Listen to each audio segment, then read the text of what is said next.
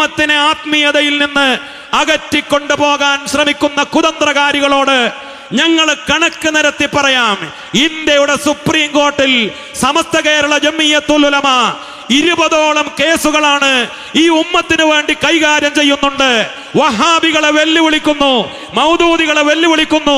ഈ ഉമ്മത്തിന്റെ കാവൽ ഭടന്മാരാണെന്ന് പറയുന്നവരോട് ഞങ്ങൾ പറയട്ടെ, നിങ്ങൾക്ക് കണക്ക് പറയാൻ കഴിയുമോ? ഇന്ത്യയുടെ നീതിപീഠത്തിൽ ഈ സമുദായത്തിനും രാജ്യത്തിനും ന്യൂനപക്ഷത്തിനും വേണ്ടി, ശരീഅത്തിന്റെ സംരക്ഷണത്തിനു വേണ്ടി 20ഓളം കേസുകളാണ് സമസ്ത കൈകാര്യം ചെയ്യുന്നത്. പൗരത്വ ബില്ലിൽ സമസ്ത കേരള ജംഇയ്യത്തുൽ ഉലമ സുപ്രീം കോടതിയിൽ ഇല്ലേ? ഏക സിവിൽ കോഡിൽ സമസ്ത സുപ്രീം കോർട്ടിൽ ഇല്ലേ? ബാബരി മസ്ജിദിന്റെ വിഷയത്തിൽ ഇല്ലേ? ഇവിടുത്തെ ഓരോ തരത്തിലുള്ള കുതന്ത്രങ്ങൾ വന്നപ്പോ മുസ്ലിങ്ങളുടെ അനന്തരാവകാശ നിയമവുമായി ബന്ധപ്പെട്ട കേസിൽ, ആരാധനാലയ സംരക്ഷണ നിയമവുമായി ബന്ധപ്പെട്ട കേസിൽ, മുത്തലാഖുമായി ബന്ധപ്പെട്ട കേസിൽ, ഹിജാബുമായി ബന്ധപ്പെട്ട കേസിൽ, JJ ആക്ടുമായി, ജുവൈനൽ ജസ്റ്റിസ് ആക്ടുമായി ബന്ധപ്പെട്ട കേസിൽ, പല കേസുകളിലും സമസ്ത കേരള ജംഇയ്യത്തുൽ ഉലമക്ക് അനുകൂലമായ ഇടക്കാല വിധികൾ കിട്ടി. നിങ്ങൾ അറിയുമോ? ഒരു ഘട്ടത്തിൽ നമുക്കറിയാം, ഈ കൊച്ചു കേരളത്തിലേക്ക് ബംഗാളിൽ നിന്ന്, ഗുജറാത്തിൽ നിന്ന്, മറ്റു സ്റ്റേറ്റുകളിൽ നിന്ന് ഇവിടേക്ക് പഠിക്കാൻ കുഞ്ഞുമക്കൾ വന്നപ്പോ നമ്മൾ ഏറ്റെടുക്കാൻ തയ്യാറായിരുന്നു. ദാറുൽ ഹുദ തയ്യാറായിരുന്നു, നമ്മുടെ ദീനീ സ്ഥാപനങ്ങൾ തയ്യാറായിരുന്നു, നമ്മുടെ ജൂനിയർ കോളേജുകൾ തയ്യാറായിരുന്നു, നമ്മുടെ യതീംഖാനകൾ തയ്യാറായിരുന്നു. ഒലവക്കോട്ട റെയിൽവേ സ്റ്റേഷനിൽ ഒരു നേരത്തെ പട്ടിണിക്ക് ആ പശി അടക്കാൻ കഷ്ടപ്പെട്ടു വരുന്ന, ഉടുതുണിക്ക് മറുതുണിയില്ലാത്ത ഇവിടെ സമദാനി സാഹിബുണ്ടല്ലോ, അവർക്കൊക്കെ അറിയാമല്ലോ ഉത്തരേന്ത്യയിലെ പാവപ്പെട്ട ന്യൂനപക്ഷങ്ങളുടെ കഥകൾ. ഉടുതുണിക്ക് മറുതുണിയില്ലാത്ത പട്ടിണി കിടക്കുന്ന പാവപ്പെട്ട കുഞ്ഞുമക്കള്, അവർക്ക് ഭക്ഷണം കൊടുക്കാനും അവർക്ക് മതഭൗതിക വിദ്യാഭ്യാസം കൊടുക്കാനും മക്കളെ രക്ഷിതാക്കളോട് പറഞ്ഞു, നിങ്ങൾക്ക് ഡിഗ്രിയും PG യും വാങ്ങാം, നിങ്ങൾക്ക് അധ്യാപകരാവാം, നിങ്ങൾക്ക് ഉന്നതമായ പണ്ഡിതന്മാരാവാം, ഇവിടെ വന്ന് പഠിച്ചോളൂ എന്ന് പറഞ്ഞ് അവരെ കൊണ്ടുവന്നപ്പോ ആ കുഞ്ഞുമക്കളെ മനുഷ്യക്കടത്ത് എന്ന് പറഞ്ഞ് അവരെ കൊണ്ടുപോയി ജുവൈനൽ ജസ്റ്റിസ് ആക്ട് എന്ന് പറഞ്ഞ് ജുവൈനൽ ഹോമിലേക്ക്, ജയിലറയിലേക്ക് ആ കുഞ്ഞുമക്കളെ കൊണ്ടുപോയി. രക്ഷിതാക്കളെ കൊണ്ടുവന്ന അധ്യാപകരെ ജയിലിൽ അടച്ചു. എന്നിട്ട് എന്തുണ്ടായി? ആ ഒരു നിയമത്തിന്റെ പേരിൽ ഈ ഉമ്മത്തിനെ വേട്ടയാടിയില്ലേ? അവരെ അവിടുത്തെ പാടത്തേക്ക്, വരമ്പത്തേക്ക് തിരിച്ചയച്ചു. ആ മക്കളെ ഇവിടെ അവരെ മാനസികമായി ആ വേദന, പീഡനം അനുഭവിച്ചിട്ട് അവിടെയുള്ള വ്യവസായശാലകളിലേക്ക് ബാലവേലക്കാ മക്കളെ പിന്നെയും പറഞ്ഞയച്ചു. വിദ്യാഭ്യാസം നിഷേധിച്ചു. JJ ആക്ടിൽ സമസ്ത പോരാടി. ഇപ്പോഴോ അൽഹംദുലില്ലാ ഹിഫ്ദുൽ ഖുർആൻ കോളേജുകളെ, അറബി കോളേജുകളെ ഇടക്കാല ഉത്തരവിലൂടെ സുപ്രീം കോടതി ഒഴിവാക്കി. ഇന്ന് കേരളത്തിൽ പല സ്ഥാപനങ്ങളിൽ അതിന്റെ റെക്കോർഡുകളും നിയമങ്ങളും ഒക്കെ രേഖാമൂലം കുട്ടികളെ പഠിപ്പിക്കാനുള്ള സാഹചര്യം ഉണ്ടായത് സമസ്ത എന്ന പ്രസ്ഥാനത്തിന്റെ ഇടപെടലാണ് എന്ന് നിങ്ങൾ മനസ്സിലാക്കണം. 3 ആഴ്ച മുമ്പ് സുപ്രീം കോർട്ടിൽ ഒരു പരാതി വന്നു, ഒരു കേസ് വന്നു. എന്താ കേസ്? ത്വലാഖ് തന്നെ നിരോധിക്കണം. മുത്തലാഖ് മാത്രമല്ല, നേരത്തെ മുത്തലാഖിന്റെ പേരിൽ ചെറുപ്പക്കാരെ ജയിലിലടക്കുന്ന അങ്ങനെയുള്ള അവസ്ഥകൾ ഉണ്ടായപ്പോ സമസ്തയുടെ കേസിൽ സുപ്രീം കോടതി ഇടപെട്ടു. വ്യാപകമായി ജയിലിലടക്കുന്ന ആ ദുരവസ്ഥയിൽ നിന്ന് ഇവിടത്തെ ഇന്ത്യൻ മുസ്ലിങ്ങൾക്ക് മോചനമുണ്ടായി. ആരാധനാലയ സംരക്ഷണ നിയമവുമായി ബന്ധപ്പെട്ട് സുപ്രീം കോടതി കീഴ്ക്കോടതികളോട് പറഞ്ഞു, പുതിയ സർവേകൾ നടത്തരുത്. സമസ്തയുടെ കേസായിരുന്നു. ഇപ്പൊ വന്നത് ത്വലാഖ് തന്നെ നിരോധിക്കണം. അതെന്തിനു വേണ്ടി? ശരീഅത്തിനോടുള്ള വിരോധം, മുസ്ലിങ്ങളോടുള്ള വിരോധം. ഇത് പറയുമ്പോൾ തോന്നും നമ്മൾ ത്വലാഖിന്റെ ആളുകളാണ് എന്ന്. അബ്ഗദുൽ ഹലാൽ, ഹലാലായ അനുവദിക്കപ്പെട്ട കാര്യത്തിൽ പടച്ച റബ്ബിന് ഏറ്റവും കോപമുള്ളതാണ് ത്വലാഖ് എന്ന് ഹബീബായ മുത്തുനബി സല്ലല്ലാഹു അലൈഹി വസല്ലം. ത്വലാഖുകൾ നടക്കരുത്, വിവാഹമോചനങ്ങൾ നടക്കരുത്. അത് വ്യാപകമായി നടക്കുന്നുമില്ലല്ലോ. കേരളത്തിന്റെ കഥ മാത്രം നമുക്ക് പറയാം. കേരളക്കരയിൽ ഈ സർക്കാരോ അല്ലെങ്കിൽ ഏതെങ്കിലും ഏജൻസിയോ നീതിയോടുകൂടെ ഒരു അന്വേഷണം നടത്തിയാൽ അവർക്ക് ബോധ്യപ്പെടുന്ന ഒരു കാര്യമുണ്ടാകും. ഈ കൊച്ചു കേരളത്തിൽ ഏറ്റവും കുറവ് വിവാഹമോചനം നടക്കുന്നത് ഈ ഉമ്മത്തിലാണ് എന്നത് ആരെങ്കിലും നീതിയോടുകൂടെ പഠനം നടത്താൻ തയ്യാറാവണം. ത്വലാഖും മുത്തലാഖും കേട്ട് ചില ആളുകളുടെ ധാരണ പലരും പ്രചരിപ്പിക്കുന്നത് മുസ്ലിങ്ങൾ 5 വഖത്ത് നിസ്കരിക്കുന്നത് പോലെ 5 നേരം ത്വലാഖ് ചൊല്ലി നടക്കുന്നവരാണ്, അത് അവരുടെ ഏർപ്പാടാണ് എന്നാണ്. അതിനുവേണ്ടിയല്ല. മഹല്ല് ഭാരവാഹികൾക്കറിയാം, ഖത്തീബമാർക്കറിയാം, നമ്മുടെ ഉമറാക്കൾക്കറിയാം, പലപ്പോഴും പെണ്ണിന്റെ അവകാശമായി വരും ത്വലാഖ്. പല സ്ത്രീകളും ഭാര്യമാരും കമ്മിറ്റികളെ സമീപിക്കും. എന്റെ ഭർത്താവ് മക്കളെ നോക്കുന്നില്ല, ഒരു നീതിയും നൽകുന്നില്ല, ഭക്ഷണം നൽകുന്നില്ല, പീഡനമാണ്, അതുകൊണ്ട് ആ ഭർത്താവിൽ നിന്ന് ത്വലാഖ് വാങ്ങിത്തരണം, വിവാഹമോചനം നേടിത്തരണം. പെണ്ണിന്റെ അവകാശമായിരിക്കും ആ പെണ്ണിന് മറ്റൊരു വിവാഹവുമായി സന്തോഷത്തോടെ ജീവിക്കാൻ. അതിനെ അനുവദിക്കാൻ പലപ്പോഴും പെണ്ണിന്റെ അവകാശം പോലുമായി മാറുന്ന ഈ ത്വലാഖ് നിരോധിക്കണമെന്ന് 3 ആഴ്ച മുമ്പ് സുപ്രീം കോടതിയിൽ വന്നപ്പോ 2 പ്രസ്ഥാനങ്ങൾ മാത്രമാണ് അതിനെതിരെ സുപ്രീം കോടതിയിൽ പോയത്. അത് ഒന്ന് ഈ കൊച്ചു കേരളത്തിൽ ചേളാരിയിലും കോഴിക്കോട്ടും ആസ്ഥാനമായി പ്രവർത്തിക്കുന്ന സമസ്ത കേരള ജംഇയ്യത്തുൽ ഉലമയായിരുന്നു. മറ്റൊന്ന് ഓൾ ഇന്ത്യ പേഴ്സണൽ ലോ ബോർഡായിരുന്നു. ഈ സമസ്തയെ കുറിച്ച് നിങ്ങൾ പറയാ ഉമ്മത്തിന്റെ കാലഘട്ടത്തിന്റെ ചരിത്രവും ചുമരെഴുത്തും അറിയാത്തവരെന്ന്. ഇതൊക്കെ ഞങ്ങൾക്കറിയാം, സമസ്തക്കാർക്കറിയാം, ഈ ഉസ്താദുമാർക്കറിയാം. അതിനെതിരെയുള്ള അവകാശ പോരാട്ടങ്ങൾ സമസ്ത നടത്തിക്കൊണ്ടിരിക്കുന്നുണ്ട്. വിദ്യാഭ്യാസ രംഗത്ത് സമസ്ത വലിയ മുന്നേറ്റങ്ങളാണ് നടത്തിക്കൊണ്ടിരിക്കുന്നത്.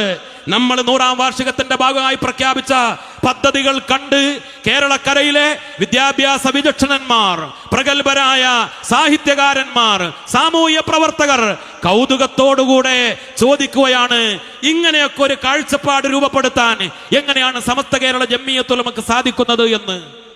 ഏത് കാലഘട്ടത്തിനനുസരിച്ച് സമസ്ത ഈ ഉമ്മത്തിനെ മനസ്സിലാക്കിയിട്ടുണ്ട്, ഈ ഉമ്മത്തിന്റെ ചിത്രം മനസ്സിലാക്കിയിട്ടുണ്ട്, അതിനനുസരിച്ചുള്ള പുരോഗമന പ്രവർത്തനങ്ങളുമായി മുന്നോട്ട് പോയിട്ടുണ്ട്. പക്ഷേ 1926 മുതൽ ഈ 2025 വരെ ഒരു അണുവിട വ്യതിചലിക്കാതെ, 1 ഇഞ്ച് പുറകോട്ട് പോകാതെ ഒരു നിലപാട് സമസ്തക്കുണ്ടായിട്ടുണ്ട്.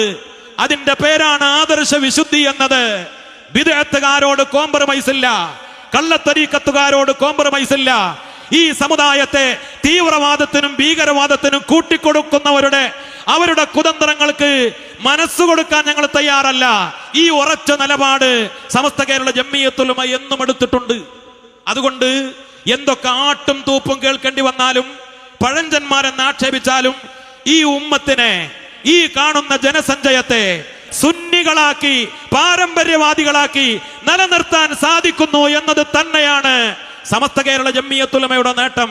നിങ്ങൾ പറയുന്നില്ലേ വഹാബികളെ, ഞങ്ങൾ ചൊല്ലുന്ന പരിശുദ്ധമാക്കപ്പെട്ട ഹദ്ദാദിനെ കുറിച്ച്, ഹദ്ദാദ് റാത്തീബ് മേഡ് ഇൻ യമൻ, ഞങ്ങൾ പാടുന്ന ബുർദയെ കുറിച്ച് അത് മേഡ് ഇൻ ഈജിപ്ത്, ഞങ്ങൾ ഓതുന്ന മങ്കൂസ് മൗലിദിനെ കുറിച്ച് അത് മേഡ് ഇൻ പൊന്നാനി, ഞങ്ങൾ ചൊല്ലുന്ന മജ്ലിസുൻ നൂറിനെ കുറിച്ച് അത് മേഡ് ഇൻ പാണക്കാട് എന്ന് പറഞ്ഞ് ഞങ്ങളെ കളിയാക്കുന്നവരെ ഞങ്ങൾ പറയുന്നു, ഞങ്ങൾ മജ്ലിസുൻ നൂർ നടത്തും, ഞങ്ങൾ ഹദ്ദാദ് ചൊല്ലും, ഞങ്ങൾ മൗലിദ് ഓതും, ഞങ്ങൾ ബുർദ പാടും, ഞങ്ങൾ ഖത്മുൽ ഖുർആനുകൾ തീർക്കും, ഞങ്ങൾ യാസീൻ ഓതും, ഞങ്ങൾ അൽ ഫാത്തിഹ വിളിക്കും. ബഹിരാകാശത്ത് മനുഷ്യൻ താമസം തുടങ്ങിയാലും അവിടെയും ഹദ്ദാദ് ചൊല്ലാൻ, അവിടെയും തഹജ്ജുദ് നിസ്കരിക്കാനുള്ള ആത്മീയതയുള്ള സുന്നികളെ അടുത്ത തലമുറയിലും നിലനിർത്താനാണ് സമസ്ത കേരള ജംഇയ്യത്തുൽ ഉലമ ഈ പടാപ്പാട് പെടുന്നത്.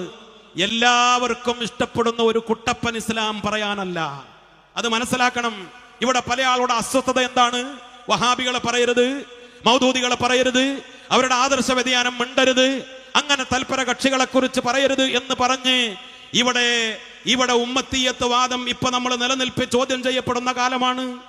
ഞാൻ പറഞ്ഞല്ലോ, ആ കാര്യത്തിലൊക്കെ കൃത്യമായ ബോധ്യമുള്ളത് കൊണ്ട് നമ്മുടെ നിലപാടെന്താ? ശംസുൽ ഉലമയുടെ നിലപാട് ശരീഅത്ത് സംരക്ഷണ കാലഘട്ടത്തിൽ നമുക്കറിയാം. സയ്യിദ് മുഹമ്മദ് അലി ശിഹാബ് തങ്ങൾ വിളിച്ചപ്പോ എല്ലാ സംഘടനകളും അവരോടൊപ്പം നിൽക്കാൻ ആ കാലഘട്ടം മുതലേ നമ്മൾ തയ്യാറായിട്ടുണ്ട്. പൊതുവിഷയങ്ങളിൽ മാത്രം ആദർശം അടിയറവ് വെച്ചുകൊണ്ടല്ല, സുന്നത്ത് ജമാഅത്തിനെ വലിച്ചെറിഞ്ഞുകൊണ്ടല്ല, ശരീഅത്തുമായി ബന്ധപ്പെട്ട് അന്നത്തെ വിവാദം നമുക്കറിയാമല്ലോ. സമദാനി സാഹിബ് അന്നൊക്കെ ശംസുൽ ഉലമയുടെ കൂടെ 85 കാലഘട്ടങ്ങളിൽ ശരീഅത്ത് സംരക്ഷണത്തിന് വേണ്ടി പോരാടിയ ചരിത്രങ്ങൾ നമുക്ക് ഓർമ്മയുണ്ട്. അന്ന് നമ്മുടെ നിലപാട് എന്താണ്? പൊതുവിഷയങ്ങളിൽ മാത്രം, അല്ലാതെ ഇവരുടെ മുന്നിൽ സുന്നത്ത് ജമാഅത്ത് പണയപ്പെടുത്തിക്കൊണ്ടല്ല. ഈ പുതിയ പ്രവണത, സുന്നത്ത് ജമാഅത്ത് പറയരുത് എന്ന പുതിയ പ്രവണത, അത് അംഗീകരിക്കാൻ ഞങ്ങൾ തയ്യാറല്ല, സമസ്തക്കാര് തയ്യാറല്ല. അതാണ് വിഷയം. ഇവിടെ എല്ലാവർക്കും ഇഷ്ടപ്പെടുന്ന ഒരു പുതിയ ഇസ്ലാം പരിചയപ്പെടുത്താൻ ആളുകൾ വരുന്നു. ഞാനതാ പറഞ്ഞത്, കരുണക്കടലായ മുത്തുനബി അല്ലാഹുവിന്റെ റസൂലാ പറഞ്ഞത് 73 വിഭാഗമായാൽ 72 വിഭാഗവും കൊല്ലുഹും ഫിന്നാർ എന്നാണ്. ഒരു ശങ്കക്കടയില്ലാത്ത അവർ നരകാവകാശികളാണ്. എന്താണ് ആ വർത്തമാനം? ആരാ ഇത് പറയുന്നത്? റഹ്മത്തുൽ ലിൽ ആലമീൻ, എല്ലാവരോടും കാരുണ്യം മാത്രം പറഞ്ഞ മുത്തുനബിയാണ് പറയുന്നത്. ഈ ഉമ്മത്തിലെ 72 വിഭാഗവും നരകാവകാശികളാണ് എന്ന്. നമ്മൾ നരകത്തിലേക്ക് പോകാൻ പാടുണ്ടോ? മരിച്ചു പോയാൽ തവഫനാ മുസ്ലിമീന വൽഹിഖ്നാ ബിസ്സാലിഹീൻ, സ്വർഗത്തിലേക്ക് പോകണം. ആരാണവർ? മാ അന അലൈഹി വ സ്വഹാബി, അവർക്കാണ് അഹ്ലുസ് സുന്നത്തി വൽ ജമാഅ എന്ന് പറയുക. മുത്തനബിയുടെ സുന്നത്തും മഹാന്മാരായ സ്വഹാബത്തിന്റെ ജമാഅത്തും പാരമ്പര്യമായി നിലനിർത്തി വരുന്ന ആളുകൾ അവരല്ലേ നമ്മൾ, അവരല്ലേ സുന്നികൾ. ഇവിടുത്തെ വഹാബികളോ സ്വഹാബത്തിനെ വലിച്ചെറിഞ്ഞവരല്ലേ. പച്ചയായി അവരെഴുതി, മുജാഹിദ് സമ്മേളന സുവനീറിൽ എഴുതി, സ്വഹാബത്തിന്റെ വീക്ഷണങ്ങളെ നിലപാടുകളെ നമുക്ക് വലിച്ചെറിയേണ്ടി വന്നിട്ടുണ്ട് ഒരു കൂസലുമില്ലാതെ. എങ്ങനെയാണ് അങ്ങനെ എഴുതാൻ കഴിയുക? സ്വഹാബത്തിനെ വലിച്ചെറിഞ്ഞിട്ടുണ്ട് എന്ന്. അസ്വഹാബി കന്നുജൂം, നക്ഷത്ര തുല്യരായ മുത്തുനബിയുടെ സ്വഹാബത്ത്, അതിൽ ആരെ നിങ്ങൾ പിൻപറ്റിയാലും ഒരാളെ അതിൽ നിന്ന് തള്ളാൻ ഈമാനുള്ള ഒരാൾക്ക് കഴിയുമോ? മൗദൂദികൾ സ്വഹാബത്തിനെ തള്ളിക്കളഞ്ഞിട്ടില്ലേ? മൗദൂദികളുടെ ജമാഅത്തെ ഇസ്ലാമിയുടെ IPH ഇന്നും വിറ്റഴിക്കുന്ന പുസ്തകങ്ങളിൽ സ്വഹാബിമാരെ അവഹേളിച്ചിട്ടില്ലേ, നിന്ദിച്ചിട്ടില്ലേ? പിന്നെ എങ്ങനെയാണ് നിങ്ങൾക്ക് മാ അന അലൈഹി വ സ്വഹാബി എന്ന വഴിയിൽ നിലനിൽക്കാനായി സാധിക്കുക? നിങ്ങൾ പറയും പാവപ്പെട്ട ജനങ്ങളെ പറ്റിക്കാൻ ഞങ്ങൾ ഖുർആനും സുന്നത്തും മുറുകെ പിടിക്കുന്നവരാ. ഏതാ ഖുർആനും സുന്നത്ത്? ഖുർആൻ, പിന്നെ സ്വഹീഹുൽ ബുഖാരി, സ്വഹീഹ് മുസ്ലിം, ഒരു ഖുർആൻ പരിഭാഷ, ഏതാനും ഹദീസുകളുടെ പരിഭാഷ, അത് മുറുകെ പിടിച്ച് ഞങ്ങൾ ഖുർആനും സുന്നത്തും മുറുകെ പിടിച്ചു എന്ന് പറയുന്നവരോട് വിനയത്തോടുകൂടെ ചോദിക്കട്ടെ, ബഹുമാനപ്പെട്ട ഇമാം ബുഖാരി തങ്ങളെ നിങ്ങൾ അംഗീകരിക്കാൻ തയ്യാറുണ്ടോ? ഇമാം മുസ്ലിം തങ്ങളെ നിങ്ങൾ അംഗീകരിക്കാൻ തയ്യാറുണ്ടോ? സുഹാഉ സിത്തയുടെ 6 ഇമാമുകളെ നിങ്ങൾ അംഗീകരിച്ചിട്ടുണ്ടോ? ഇല്ല. നിങ്ങളെ വാദത്തിന് പറയും സ്വഹീഹുൽ ബുഖാരി അംഗീകരിച്ചു, നിങ്ങൾ അംഗീകരിച്ചിട്ടില്ല. കാരണം ഇവിടുത്തെ വഹാബികളുടെ വിസ്ഡം വിഭാഗം ആരോപിക്കുന്നത് KNM-കാരും അതേപോലെ മർക്കസ് ദഅവക്കാരും 3000-ഓളം ഹദീസുകൾ തള്ളിക്കളഞ്ഞവരാണ് എന്നാണ്. അവരംഗീകരിക്കുന്ന സ്വഹീഹായ ഹദീസുകൾ. എടവണ്ണ അബ്ദുസ്സലാം സുല്ലമി പച്ചയായി പറഞ്ഞു, സ്വഹീഹുൽ ബുഖാരിയിലെ 60 ഹദീസ് ഞാൻ ലഈഫാക്കി, ഞാൻ വെട്ടിക്കളഞ്ഞു എന്ന്. എങ്ങനെയാണ് ധൈര്യം വരിക? ഇമാം ബുഖാരി റളിയല്ലാഹു അൻഹു 16 കൊല്ലത്തെ കഠിനാധ്വാനം കൊണ്ട് 6 ലക്ഷം ഹദീസുകൾ പഠിച്ച് അതിൽ നിന്ന് 7000-ൽ ചില്ലറ ഹദീസുകൾ അങ്ങേയറ്റം ആയിരക്കണക്കിന് മഹാപണ്ഡിതന്മാരെ കൊണ്ട് പരിശോധിപ്പിച്ച് അവരിൽ നിന്ന് പഠനം നടത്തി ഓരോ ഹദീസ് തന്റെ സ്വഹീഹിലേക്ക് ചേർക്കുമ്പോൾ 2 റക്അത്ത് നിസ്കരിച്ച്, ഇങ്ങനെ ഒരു പരിശ്രമം ലോക ചരിത്രത്തിൽ നടന്നിട്ടില്ല. അസഹുൽ കുതുബി ബഅദ കിതാബില്ലാഹി സ്വഹീഹുൽ ബുഖാരി. ഒരു ഹദീസ് തള്ളാൻ എങ്ങനെയാണ് ഒരു സത്യവിശ്വാസിക്ക് സാധിക്കുക? അതുപോലും തള്ളിയ വഹാബികളെ നിങ്ങൾക്ക് എങ്ങനെയാണ് ഈ മഹാന്മാരുടെ, മുഹദ്ദിസീങ്ങളുടെ, മുഫസ്സിരീങ്ങളുടെ പിന്മുറക്കാർ നിങ്ങളാണെന്ന് പറയാൻ കഴിയുക? ഇമാം ബുഖാരി തങ്ങൾക്ക് മദ്ഹബ് ഉണ്ടായിരുന്നു, ഇമാം മുസ്ലിം തങ്ങൾക്ക് മദ്ഹബ് ഉണ്ടായിരുന്നു, ഇമാം തുർമുദി, ഇമാം നസായി, ഇമാം ഇബ്നു മാജ, ഇമാം അബൂ ദാവൂദ് മദ്ഹബ് തഖ്ലീദ് ചെയ്ത ആളുകളായിരുന്നു. നിങ്ങൾ ഈ ഇമാമുകളെ അംഗീകരിക്കൂല. കാരണം അംഗീകരിച്ചാൽ നിങ്ങൾക്ക് മദ്ഹബ് അംഗീകരിക്കേണ്ടി വരും. അതാ വിഷയം. നിങ്ങൾ ഇമാം ബുഖാരി തങ്ങളുടെ ഒറ്റ കിതാബ് മാത്രം അംഗീകരിക്കുന്നു പോരാ. ഇമാം ബുഖാരി തങ്ങൾക്ക് 20-ലധികം കിതാബുകൾ വേറെയുമുണ്ട്. ഇമാം മുസ്ലിം തങ്ങൾക്ക് വേറെ കിതാബുകളുണ്ട്. ഇമാം തുർമുദി തങ്ങൾക്ക് ഓരോ മുഹദ്ദിസിനും വേറെ കിതാബുകളുണ്ട്. നിങ്ങൾ അംഗീകരിക്കുമോ? അതൊക്കെ നിങ്ങൾ വലിച്ചെറിയും. ഇമാം തുർമുദി തങ്ങളുടെ സുനനിൻ കുറച്ചൊക്കെ നിങ്ങൾ അംഗീകരിക്കും. ശമായിലു തുർമുദി അത് ഞങ്ങൾക്ക് വേണ്ട. ഇതല്ല നിങ്ങളുടെ നിലപാട്. എന്നിട്ട് ജനങ്ങളെ പറ്റിക്കാൻ ഞങ്ങൾ ഖുർആനും സുന്നത്തും, ഖുർആനും സുന്നത്തും എന്ന് പറയുക. സ്വഹീഹുൽ ബുഖാരി മനസ്സിലാക്കണമെങ്കിൽ നിങ്ങൾക്കും എല്ലാവർക്കും പരിശുദ്ധമാക്കപ്പെട്ട ഫത്ഹുൽ ബാരി നോക്കണ്ടേ? ആരാ എഴുതിയത്? ഫത്ഹുൽ ബാരി ശാഫിഈ മദ്ഹബുകാരനായ ഇബ്നു ഹജർ റളിയല്ലാഹു അൻഹു. സ്വഹീഹ് മുസ്ലിം മനസ്സിലാക്കണമെങ്കിൽ ശറഹ് മുസ്ലിം നോക്കണ്ടേ? ഇമാം നവവി തങ്ങളുടെ. ആരാണ് ശാഫിഈ മദ്ഹബുകാരൻ? ലോക ചരിത്രത്തിൽ കഴിഞ്ഞു പോയ മുഫസ്സിരീങ്ങളുടെ കൂട്ടത്തിൽ മഹാനായ ഇമാം റാസി റളിയല്ലാഹു അൻഹു ഷാഫി മദ്ഹബുകാരനാണ്. അതോടൊപ്പം അഖീദയിൽ അശ്അരി വഴിയിലുള്ള ആളാണ്. ഇമാം ഗസ്സാലി റളിയല്ലാഹു അൻഹു, ഇമാം സുയൂത്തി റളിയല്ലാഹു അൻഹു, ഇബ്നു അദുൽ ഹൈതമി റളിയല്ലാഹു അൻഹു 10,000-കണക്കിന് ലോക ചരിത്രത്തിൽ സ്വാധീനം ചെലുത്തിയ ഈ ഇമാമുകളൊക്കെ മദ്ഹബ് സ്വീകരിച്ചവരാ. കർമ്മപരമായും വിശ്വാസപരമായും അവരൊക്കെ സുന്നികളാണ്. അവരൊക്കെ ഈ കാലഘട്ടത്തിൽ ജീവിക്കുന്നവരാണെങ്കിൽ അവർ സമസ്തയെ അംഗീകരിക്കുന്നവരായിരിക്കും. അതാണ് സുന്നി നേതാക്കളുടെ പാരമ്പര്യം. ഇങ്ങനെ ഒരു ഇമാമിന്, ഇങ്ങനെ ഇമാമുകളുടെ പാരമ്പര്യം ഒന്നും അവകാശപ്പെടാനില്ലാത്ത വരണ്ടുപോയ, എല്ലാവരോടും വെറുപ്പുള്ള ഒരു പുതിയ മതവിശ്വാസവുമായി വന്നവരല്ലേ ബിദ്അത്തുകാര്? ഞാൻ വികാരം കൊണ്ട് പറയുകയല്ല, വിനയത്തോടുകൂടെ ചോദിക്കുകയാണ്. ഒരാൾ വഹാബിയായാൽ, മൗദൂദിയായാൽ എന്താണ് അവന്റെ ഒരടയാളം?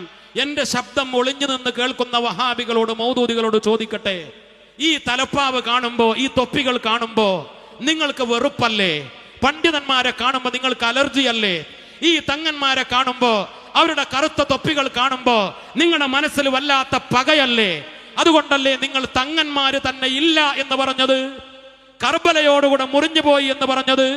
പാണക്കാട്ടെ തങ്ങന്മാർക്ക് മുത്തനബി സല്ലല്ലാഹു അലൈഹി വസല്ലമ തങ്ങളുമായി കുടുംബ ബന്ധമില്ല എന്ന് പറഞ്ഞത് ഇന്നും ജീവിച്ചിരിക്കുന്ന ഒരു വഹാബി മൗലവിയല്ലേ? പഴയ ഒരു മൗദൂദിസ്റ്റാണ് പറഞ്ഞത്.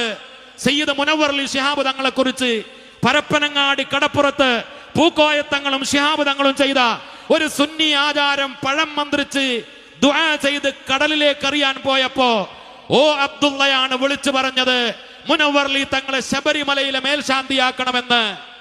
സുഹൈർ ചുങ്കത്തറ എന്ന മൗലവിയാണ് പറഞ്ഞത്. സയ്യിദ് മുഹമ്മദ് അലി ശിഹാബ് തങ്ങൾ കളിയാക്കിയത് ഒരറ്റത്ത് സയ്യിദ്, മറ്റൊരറ്റത്ത് തങ്ങൾ. അവരുടെ മാതാപിതാക്കൾ ഇട്ടുകൊടുത്ത പേരല്ല. കളിയാക്കി സുഹൈർ മൗലവി. ശ്രീ ശ്രീ ശ്രീ രവിശങ്കറെ പോലെ, മാതാ അമൃതാനന്ദമയിയെ പോലെ തങ്ങളെ കളിയാക്കാൻ മറ്റു മതാചാര്യന്മാരെ പോലും കളിയാക്കിയ സുഹൈർ മൗലവി എന്ന വഹാബിയോട് ചോദിക്കട്ടെ, നിങ്ങളുടെ നോട്ടീസിൽ കാണാറുണ്ട് സുഹൈർ മൗലവി എന്ന്. മൗലവി നിങ്ങളുടെ മാതാപിതാക്കൾ നൽകിയ പേരാണോ? നിങ്ങളെ ക്ഷണിക്കാറുണ്ട് മൗലവി എന്ന്. നിങ്ങളുടെ മാതാപിതാക്കൾ നൽകിയ പേരാണോ? മാന്യമായി പറയട്ടെ, ഞങ്ങളുടെ തങ്ങന്മാരെ ഞങ്ങൾ തങ്ങളെ എന്ന് വിളിക്കും, ഞങ്ങൾ സയ്യിദേ എന്ന് വിളിക്കും, ഞങ്ങൾ അവരുടെ കൈമുത്തും, ഞങ്ങൾ അവരുടെ ചരട് വാങ്ങും, ഞങ്ങൾ അവർ നൽകുന്ന ഉറുക്ക് സൂക്ഷിക്കും. തങ്ങന്മാർ ഞങ്ങൾക്ക് ചെയ്തു തരുന്നത് ഈ ആത്മീയമായ ശാന്തിയുടെ വഴികളാണ്. അത് തകർക്കാൻ പാണക്കാട്ടെ തങ്ങന്മാരുടെ, മറ്റുള്ള സാദാത്തുക്കളുടെ ഈ ആത്മീയതയുടെ ഈ വഴികളെ തകർക്കാൻ കച്ചകെട്ടി ഇറങ്ങിയ വഹാബികളെ, മൗദൂദികളെ, നിങ്ങളെ കൂച്ചുവിലങ്ങിടാനാണ് ഈ പ്രയാണവുമായി സയ്യിദുൽ ഉലമ കടന്നു വരുന്നത്. നിങ്ങൾ അറിയോ, തമിഴ്നാട്ടിൽ തങ്ങന്മാരില്ലേ? യു പിയിൽ തങ്ങന്മാരില്ലേ? ഗുജറാത്തിൽ തങ്ങന്മാരില്ലേ? പല ആളുകൾക്കും അവർക്ക് ഞങ്ങൾ തങ്ങന്മാരാണ് എന്നെ അറിയൂല. എന്തേ കാരണം? കേരളത്തിലെ തങ്ങന്മാർ, 40-ലധികം കബീലകളിലെ തങ്ങന്മാർ, ഈ സദസ്സിൽ പല പ്രമുഖരായ തങ്ങന്മാരുണ്ട്, ഈ മജ്ലിസിലുണ്ട്. ഈ തങ്ങന്മാർ യമനിൽ നിന്ന് കടന്നു വന്നപ്പോ, ബുഖാറയിൽ നിന്ന് കടന്നു വന്നപ്പോ, ഇന്തോനേഷ്യയിൽ നിന്ന് കടന്നു വന്നപ്പോ, മക്കയിൽ നിന്ന്, മദീനയിൽ നിന്ന്, ഈജിപ്തിൽ നിന്ന് കടന്നു വന്നപ്പോ ആ തങ്ങന്മാരെ കൈനീട്ടി സ്വീകരിക്കാൻ പഠിപ്പിച്ചത് ആരാണ്? സമസ്തയുടെ മുൻഗാമികളായ സുന്നികൾ, സുന്നി പണ്ഡിതന്മാർ, മഖ്ദൂമി പണ്ഡിതന്മാർ. അതല്ലേ ഇവിടുത്തെ വഴി? സമസ്ത കേരള ജംഇയ്യത്തുൽ ഉലമ പുതിയ കാലഘട്ടത്തിൽ തങ്ങന്മാരെ ബഹുമാനിക്കണമെന്ന് പഠിപ്പിക്കാൻ, തങ്ങന്മാരുണ്ട് എന്ന് പറയാൻ, തങ്ങന്മാരില്ല എന്ന് പറഞ്ഞവർക്ക് മറുപടി പറയാൻ, അതിനാണ് സമസ്ത കേരള ജംഇയ്യത്തുൽ ഉലമ പ്രവർത്തിക്കുന്നത്. ഞാൻ കൂടുതൽ നീട്ടിപ്പറയുകയല്ല. നിങ്ങൾക്കൊന്നും ചെയ്യാൻ സാധിച്ചിട്ടില്ല. 10,000-ലധികം വരുന്ന മഹല്ല് ജമാഅത്തുകൾ കേരളക്കരയിലുണ്ട്. 1400 കൊല്ലം പഴക്കമുള്ള പള്ളികൾ, 1300, 1200, 1000-ലധികം അല്ലെങ്കിൽ 800, 700 കൊല്ലം പഴക്കമുള്ള പള്ളികളിൽ ഇപ്പോഴും ഞങ്ങൾ അറബിയിൽ ഖുത്ബ ഓതുന്നു, തറാവീ 20 റകഅത്ത് നിസ്കരിക്കുന്നു. ഒരു പെണ്ണിനെയും പള്ളിയിലേക്ക് കൂട്ടിക്കൊണ്ടു പോകുന്നില്ല. ഖബറുകൾ ഖത്തപ്പുര കെട്ടുന്നു, തൽഖീൻ ഓതുന്നു, മൗലിദ് ഓതുന്നു, ഹദ്ദാദ് ചൊല്ലുന്നു, നബിദിനം നടത്തുന്നു. നിങ്ങൾ ഏതെങ്കിലും അങ്ങാടിയിൽ അറബി പണം കൊണ്ട്, അവരെ പറ്റിച്ചു കൊണ്ടുവന്ന പണം കൊണ്ട് പള്ളി ഉണ്ടാക്കി, ഇസ്ലാമിക വിരുദ്ധമായി മലയാളത്തിൽ ഖുത്ബ നടത്തി, പെണ്ണിനെ പള്ളിയിലേക്ക് കൊണ്ടുപോയി ദീനിന്റെ പാരമ്പര്യം തകർത്തപ്പോ ഈ ഉമ്മത്ത് നിങ്ങൾക്ക് വഴിയൊരുക്കി തന്നിട്ടില്ല. ഈ സമസ്ത കേരള ജംഇയ്യത്തുൽ ഉലമ ഇവിടെ ഉള്ള കാലത്തോളം ഒരു കുതന്ത്രകാരിയെയും ഞങ്ങൾ അനുവദിക്കില്ല. പുതിയ തലമുറയിലും സമസ്ത എന്ന വികാരം, സുന്നി എന്ന വികാരം ഇവിടെ നിലനിർത്തിക്കൊണ്ട് തന്നെ മുന്നോട്ട് പോകാനാണ് ഞങ്ങളുടെ തീരുമാനം. ഞാൻ അവസാനിപ്പിക്കും.